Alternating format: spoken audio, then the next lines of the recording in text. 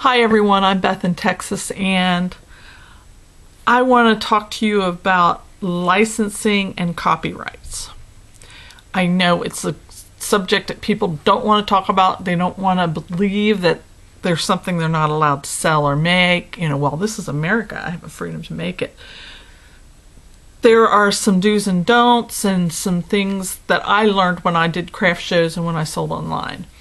I know there's one friend of mine on Facebook, and she's also a friend on YouTube, that did some Angry Birds hats, and they were adorable, but she was stymied when she was asked to remove them from her store on Etsy.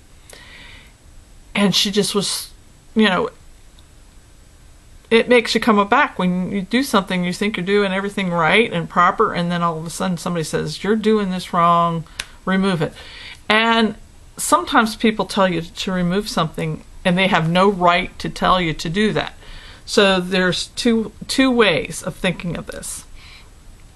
Okay, well, first of all, licensing. Those are characters put out like Looney Tunes characters, Disney characters, Angry Birds, characters in video games. Also, professional sports team logos are licensed.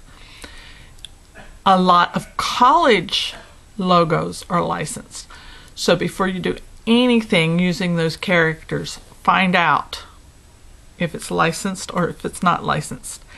To be allowed to sell something that's licensed often costs a lot of money, and it's not worth getting the licensing permissions. Now, depending on what it is you're doing, there's a way to get around it. For instance, the Angry Birds hats. If she would have never called them Angry Birds in the first place, she would have just called them character hats or, you know, silly hats or something like that, and not used the words Angry Birds in her description, she probably would have been fine. And that goes for any other character things. My husband just walked in. Everybody say hi to George. He said he sees that I'm recording. So I just wanted to do this because I know a lot of my new fresh off the hook family members and other people I'm friends with on Facebook are selling on Etsy and in craft shows, and I don't want to see y'all stymied and come back when all of a sudden somebody tells you you can't sell something you made. What I did when I sold Barbie doll clothes, I wasn't allowed to call them Barbie doll clothes because I made them, I designed them, I sold them. What I did was I would get genuine Mattel Barbie shoes or accessories and add them to it. So when I did my listing, it would say fashion doll clothes, but I could include the word Barbie because I would have a genuine Barbie product there that I had purchased, you know, at Toys R Us or somewhere online. And so I don't know how it would work with doing hats, because unless you would say, you know, includes 5 Angry Bird stickers that you legally got, that's licensed and everything. So I'm not sure how it would work with the Angry Birds things or the Minion characters from the movies or all the other things that you do that are character hats. I just don't want to see my friends get hurt and be shut down because they just didn't know about licensing. Now, copyright, that's a different thing.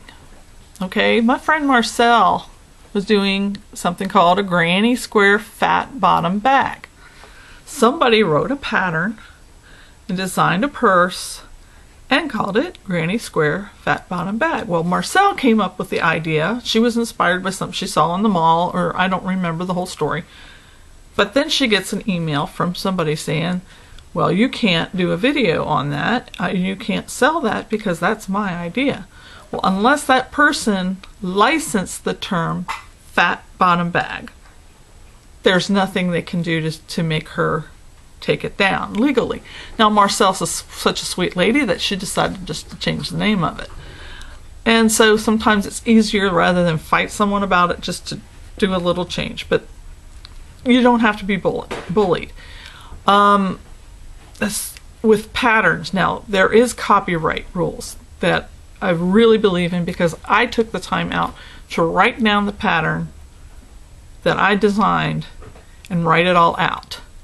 Okay, a granny square cannot be copyrighted because it's a common stitch. Stitch patterns can't be copyrighted, but patterns themselves that tell you how much yarn to get and row by row instructions, those are copyrighted. So even if they're provided free on the internet, you cannot copy them and repost them somewhere else. You can post a link to the original and that sort of thing.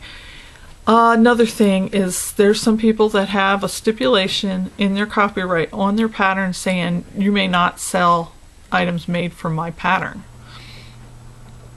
Actually, in actuality, after doing research on that, that has no standing. You can make whatever you want and sell it from somebody's pattern. Now, morally, I wouldn't do it if they say they don't want you to. It's just a nice thing to do, but legally there's nothing they can do. So I just want you all just to be careful, learn what the rules are, learn what the laws are, and if you want to do something that is a character, you can do it for family and friends as gifts. You can donate it to charity, but you're really not supposed to sell anything with Daffy Duck on it or Angry Birds or anything like that. But if you do make a bird hat, just don't call it Angry Birds. If you make a duck, a black duck, don't call it Daffy Duck. If you make a dress to fit a Barbie doll, don't call it a Barbie dress, call it a fashion doll dress. So there's, like I said, there's stipulations. These companies have invested a lot of money in their logos. The NFL, like if you want to do a Dallas Cowboys Silver Star, just do a Silver Star. Don't call it Dallas Cowboys Star. All right, that's all I have to say. I just don't want to see anybody get in trouble, get their business shut down, be kicked off of Etsy or eBay or wherever. Just be careful. So I wish you all the best. Happy crocheting.